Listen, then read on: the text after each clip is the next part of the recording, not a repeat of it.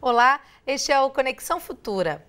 A educação é direito de todos e será promovida e incentivada visando ao pleno desenvolvimento da pessoa, seu preparo para o exercício da cidadania e sua qualificação para o trabalho. Bom, pelo menos é isso que prevê a Constituição brasileira. No entanto, quando falamos sobre a educação em sistemas de privação de liberdade, esse é um direito que só chega a 10,82% dos presos no Brasil, segundo dados do Ministério da Justiça. No programa de hoje, vamos conversar sobre como a oferta de educação com qualidade para a população carcerária e para jovens em conflito com a lei contribui para a restauração da autoestima e para a sua reintegração social.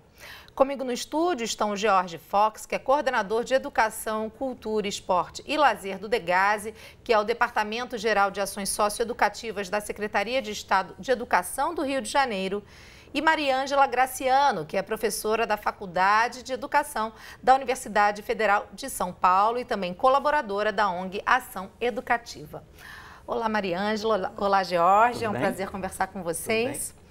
Mariângela, eu citei rapidamente a Constituição brasileira, que prevê, então, a educação para todos, incluindo pessoas em privação de liberdade, como um direito. Agora, outras leis no Brasil prevêem também a educação prisional como um direito. O que prevê a legislação brasileira nesse sentido? Olá.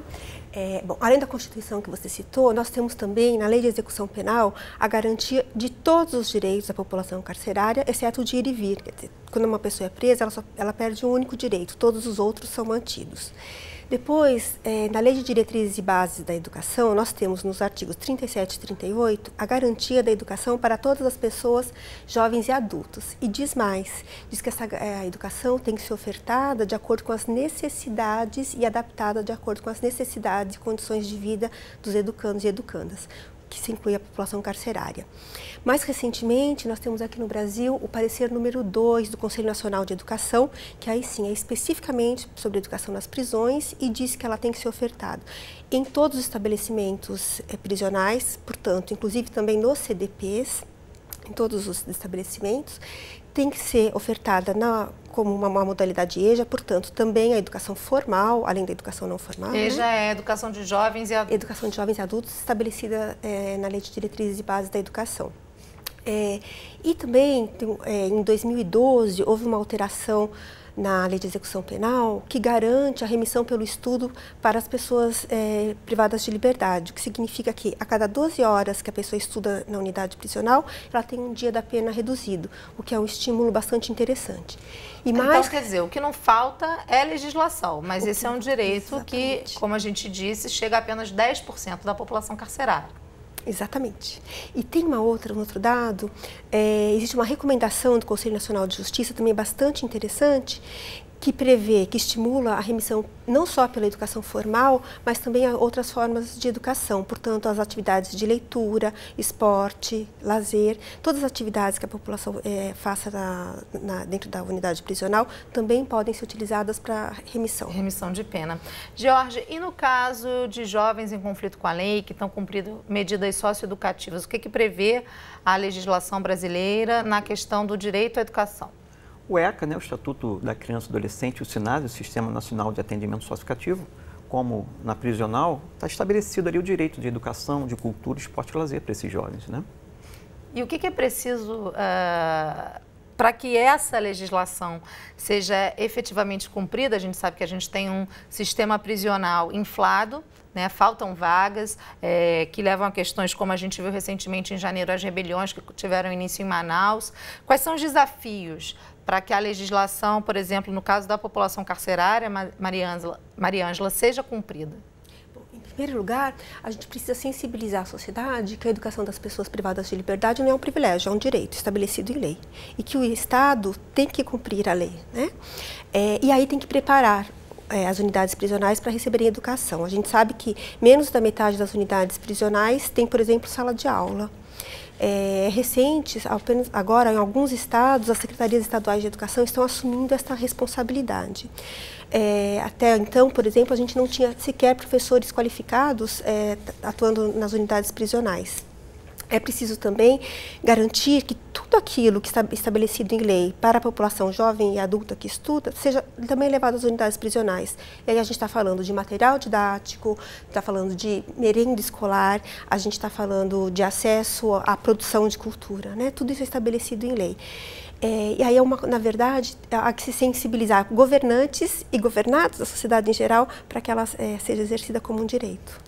Jorge, esse também é um problema, né, quando a gente traz à tona a questão da discussão sobre a maioridade penal. A sociedade ainda tem esse sentimento de que garantir educação para esses jovens é um privilégio e não um direito? Eu até entendo essa postura. Só que quando a gente vai fazer um diagnóstico de qual é o jovem que cumpre medida no estado do Rio de Janeiro, na verdade no Brasil, eu acho que a gente acaba respondendo, facilitando esse entendimento. Esse jovem é um jovem que está entre 15 e 16 anos, que provavelmente ele esteja ali na 5º, 6º ano do ensino fundamental, uma defasagem, idade séria muito grande, e que quando comete o ato infracional, ele já está fora da escola. Portanto, a gente começa a perceber que essa escola não foi capaz de seduzi-lo. E o resultado, ele que acaba infracionando. A gente deve entender que a educação, ela é a mola propulsora dos nossos sonhos, dos nossos projetos de vida. Sem educação, não vai existir isso. E aí, provavelmente, seja a questão da gente estar com a superlotação, não só no sistema socioeducativo, como no prisional. Eu acho que a educação é primordial para que a gente tenha um outro retrato da sociedade que a gente espera, né? Todas as unidades do DEGASE têm que ter uma escola formal. Na verdade, todas as nossas unidades de internação têm uma escola da SEDUC, ok? Todas as nossas unidades de internação têm uma escola no próprio espaço físico. E a Sem Liberdade frequenta a rede. Então, é obrigatório, faz parte da medida frequentar a escola, além da educação, da cultura, do esporte, da profissionalização. Né? Mas todas as nossas unidades de internação possuem uma unidade escolar no próprio equipamento. Existe até um estigma, né, que a não garantia desses direitos, né, faz com que as unidades de internação e as próprias prisões se tornem escolas do crime. Se a gente não garante a educação de qualidade para essa população, isso realmente pode ter uma reincidência quando esse jovem sai das unidades. Perfeito. A gente tem que entender que esse jovem ele não pertence ao DEGASE. Ele chega ao DEGASE aproximadamente aos 16 anos. E a gente tem que entender uma questão que a gente sempre discute muito no departamento. Esse jovem provavelmente ele é enxergado quando ele chega no departamento. Quando ele comete um ato infracional, ele começa a ter direito à educação, à cultura, ao esporte, à saúde, à profissionalização, e aí a gente tem que discutir isso. Provavelmente a sociedade, ao perceber isso, possa ressignificar essa questão, esse conceito de entender o porquê de tantos privilégios na socioeducação, no prisional, por que eles têm esse direito e eu não sei, eu acho que a gente tem que entender isso. Todos esses pontos deveriam ser garantidos quando essas crianças, esses jovens ainda não cometeram algum delito, exatamente, né? Para que isso primária. Exatamente. Eu acho que a gente tem que discutir essa questão. Será que esse jovem precisa cometer um ato infracional para que ele tenha acesso à cultura, ao esporte, à arte, à saúde, a uma educação de qualidade? Será que é isso que a gente espera? Porque já nós vamos ter uma população carcerada, né? A gente vai ter um número muito grande. Hoje, se a gente for na prisional, a gente vai ver que o índice de jovens de 18 a 24 anos é quase 50%. Então, você soma isso à sua educação, o que nós estamos fazendo com a nossa juventude? Né? O que a gente está esperando? Então, a gente tem que estar muito atento a isso. Maria Ângela, por favor. E só lembrando que grande parte dos jovens que chegam às unidades prisionais passaram muitas vezes pelas medidas socioeducativas. E por que eles rescindiram? Porque aqui fora eles não encontraram as condições, perfeito, né? Perfeito. Não encontraram educação, não encontraram trabalho, não encontraram garantia de esporte, cultura e lazer. Então, se você continua negando os direitos, não adianta o trabalho que foi feito na unidade. Na unidade. Então, tem que ter a garantia na rede pública de ensino fora da unidade. E na sociedade em geral, né? A garantia do trabalho para as pessoas que cumpriram a medida socioeducativa ou que estiveram no sistema prisional é muito séria. Porque se a pessoa enfrenta um preconceito e ela precisa sobreviver, e todas as portas são fechadas, ou no serviço público, na iniciativa privada, ela vai sobreviver como? Em geral, ela retorna ao mundo do crime. Então, nesse sentido, a sociedade também precisa ser reeducada, né? Não é apenas a população carcerária. Nós também precisamos entender que a pessoa passou por um sistema, ela foi, sim, cometeu um equívoco, cometeu um erro, mas ela pagou. Ok? Vamos recomeçar, que é a tal da segunda chance, né? Mas se todas as portas são fechadas... A Mariângela, na primeira fala, ela citou uma política, né, que 12 horas de estudo na prisão traz um dia de remissão na pena. E aí eu quero convidá-los, por favor, a assistir uma matéria do repórter Almeri Cezino, da TV Univale de Santa Catarina, que mostra um projeto que está incentivando a leitura e a escrita na população carcerária da cidade de Joinville. Vamos ver. Em meio a um acervo de 5.000 livros, títulos e estilos variados, Lauri busca um. É no Cantinho da Literatura, na Penitenciária Industrial de Joinville, uma das maiores de Santa Catarina, que ele e o colega Edson viajam por mundos diferentes através da leitura. Eles são 2 de pelo menos 50% dos apenados da unidade que participam da remissão de pena através da leitura. Já tem me ajudado muito na minha autoestima, né? Depois que eu vim para cá e comecei a ler livro, e isso me ajuda a manter com a mente mais aberta para o futuro, né? Para as coisas boas. Aqui dentro da penitenciária eu mergulhei na literatura, né? Então eu tenho certeza que vai fazer toda a diferença para mim lá fora, né? Os livros que eu estou lendo, toda essa estrutura, eu convivo, né, diariamente com o conhecimento. No fim da leitura de cada livro, o preso é obrigado a fazer uma resenha. Esse resumo passa por uma avaliação que, se for aprovado, aí sim o preso ganha 4 dias de remissão de pena. O limite máximo de remissão não pode passar de 48 dias por ano. E aqui em Joinville, esse projeto já desencadeou outro. Os presos já escreveram 2 livros sobre a literatura no cárcere. É através, né, do projeto de remissão por leitura que chegou ao conhecimento de um editor de São Paulo, que se interessou pela proposta da remissão por leitura e pensou em uma proposta que pudesse ser um pouco mais abrangente do que só a leitura, né? Em Joinville, são em média 200 resenhas por mês, 1.840 só em 2016. O preso tem um mês para ler o livro e fazer o resumo, seguindo os critérios estipulados pela Justiça. Então não pode conter plágio, não pode ser cópia, né? Ela precisa ter umas 20 linhas e no final uma opinião sobre a leitura. Você começa a perceber que com a leitura eles conseguem desenvolver melhor todos os trabalhos que a gente começa, os projetos que a gente desenvolve com eles. Então ele está em contato com os clássicos, com a leitura, ele pode a partir dali fazer uma reflexão sobre a própria existência dele. Além disso, ele tem acesso a mais cultura, ele melhora o vocabulário dele. Mariângela, o interessante nesse caso que o repórter Almeri trouxe para a gente é que, para além da remissão da pena, você também estimula a escrita, né? Novos escritores surgindo. Agora, a gente sabe que nem todas as unidades prisionais têm uma biblioteca como essa apresentada na matéria. Qual é o desafio, então, da realização dessas oficinas de leitura e escrita na realidade prisional do país?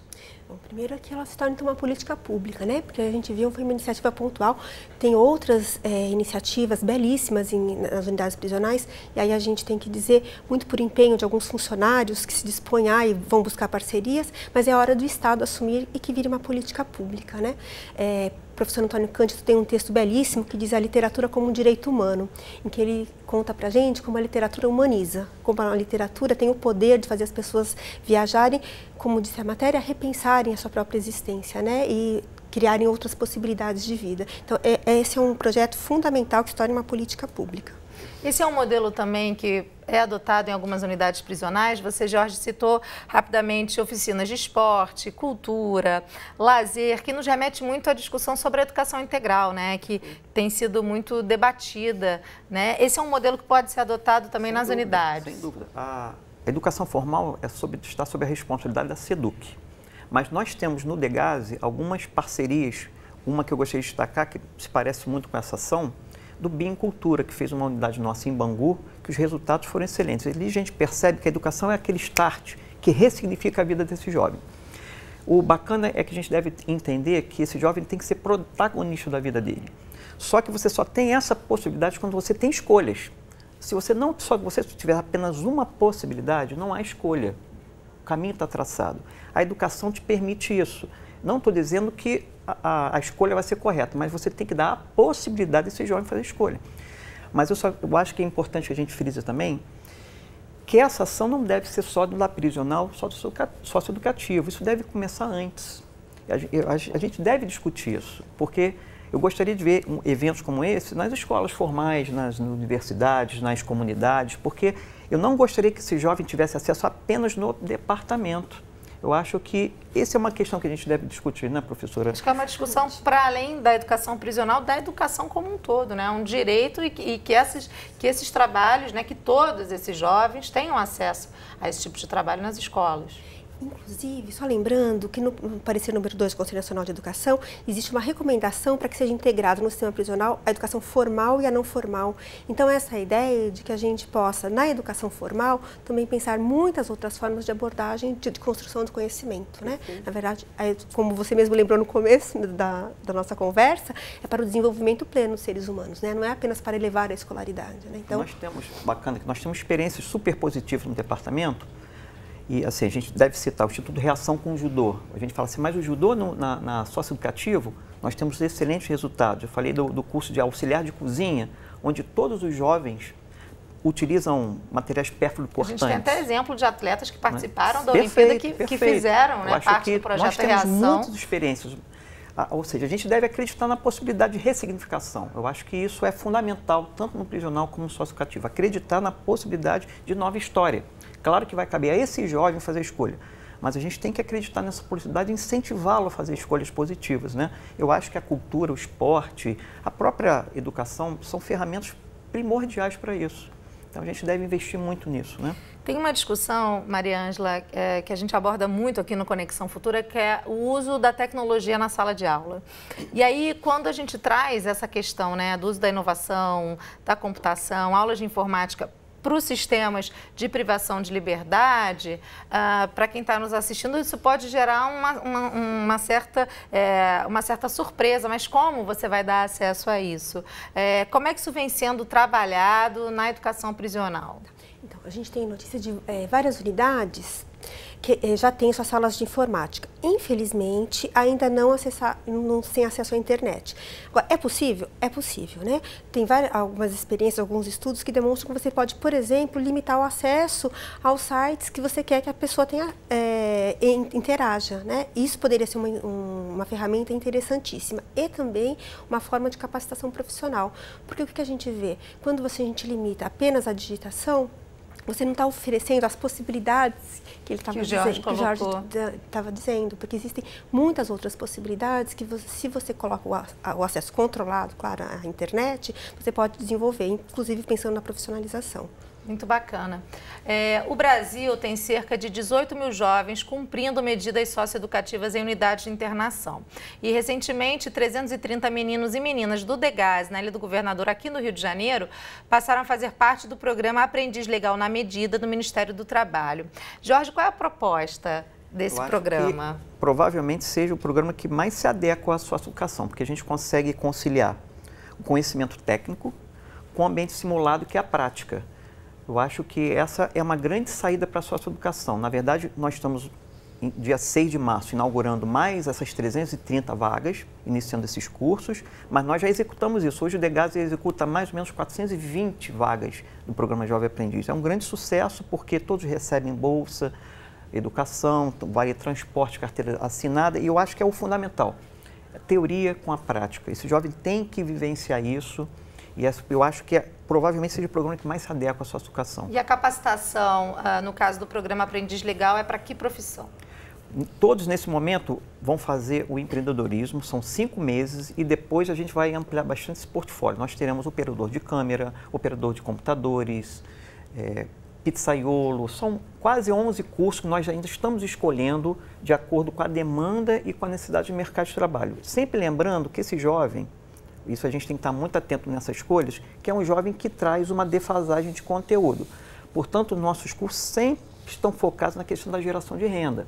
Portanto, por isso que a gente trabalha com pizzaiolo, auxiliar de cozinha, técnicas de vendas, cortes de cabelo, manicure, pedicure, ou seja, para que seja a primeira possibilidade de trabalho, para que ele perceba como é bom compartilhar o mundo do trabalho e, a partir dali, ele fazer as escolhas dele. E a possibilidade de geração de renda quando ele sair da unidade.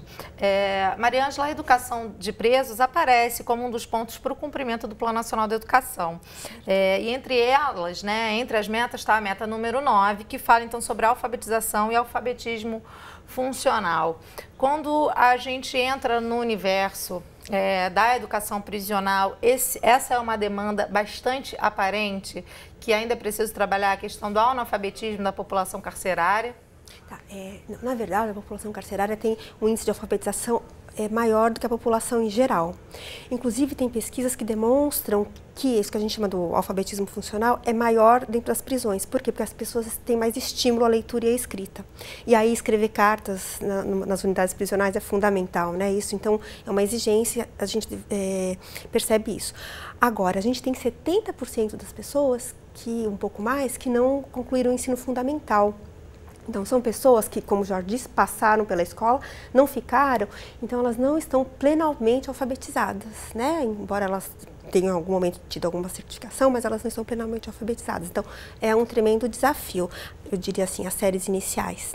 E eu queria, ainda falando sobre a educação nas unidades prisionais, lembrar da relação educandos e educadores. Sabe que a gente tem ouvido muitos professores que dão aula nas unidades prisionais e como eles ressaltam, como eles se sentem gratificados e felizes trabalhando com a educação de jovens e adultos no sistema prisional, porque eles se sentem respeitados. E conversando com os educandos, eles dizem a mesma coisa, como eles se sentem respeitados por seus professores. E aí quando a gente pergunta por quê? Porque os professores escutam a gente e trabalham a partir das nossas dúvidas. Então, só para dizer que esta relação, que a gente tem ouvido tanto falar sobre as dificuldades de relacionamento na escola aqui fora, como é importante a gente olhar para dentro do sistema prisional, para esta relação, e talvez isso ajude a gente a quebrar um pouco os preconceitos em relação à população carcerária. Né? É aquilo que o Jorge falou, dar opção de escolha, dar voz, né? E a capacidade de escutar também o que almejam essas pessoas, esses jovens. Perfeito. Eu acho que uma questão importante é que a gente percebe, pelo menos no socioeducativo, a escola não foi capaz de seduzir esse jovem, porque quando ele comete um ato infracional, geralmente ele está fora da escola. Isso para a gente é um dado importante, que a gente acaba criando uma política para o departamento a partir desse dado. E a faixa etária desses jovens, a gente está muito ligada à questão da evasão escolar, sem dúvida, no ensino médio. Então, tudo que a gente faz é para esse público-alvo. Então, a metodologia, os incentivos, nosso portfólio, na verdade, é muito pensado nessa possibilidade. Muito bom, gente. Eu gostaria de conversar mais com vocês sobre esse assunto. A gente tem muitas questões, como é que a superlotação influencia na questão da educação prisional, a questão ainda da qualificação profissional para os jovens em conflito com a lei, mas infelizmente o tempo já encerrou. Então, mais uma vez, muito obrigada pela presença. Foi super importante a nossa conversa hoje. Eu espero que a gente tenha levado esse assunto também a você que está nos assistindo, para que você possa conversar sobre isso na sua casa, com seus amigos, com a sua família. Muito obrigada, Mariângela e Jorge. Até a próxima. Obrigado, foi um prazer estar aqui. A você de casa, então, muito obrigada pela sua companhia. Eu lembro que o Conexão Futura vai ao ar de segunda a sexta na tela da TV, mas você encontra com a gente a qualquer hora do dia e da noite pela internet no futuraplay.org. Um beijo e até a próxima. Tchau!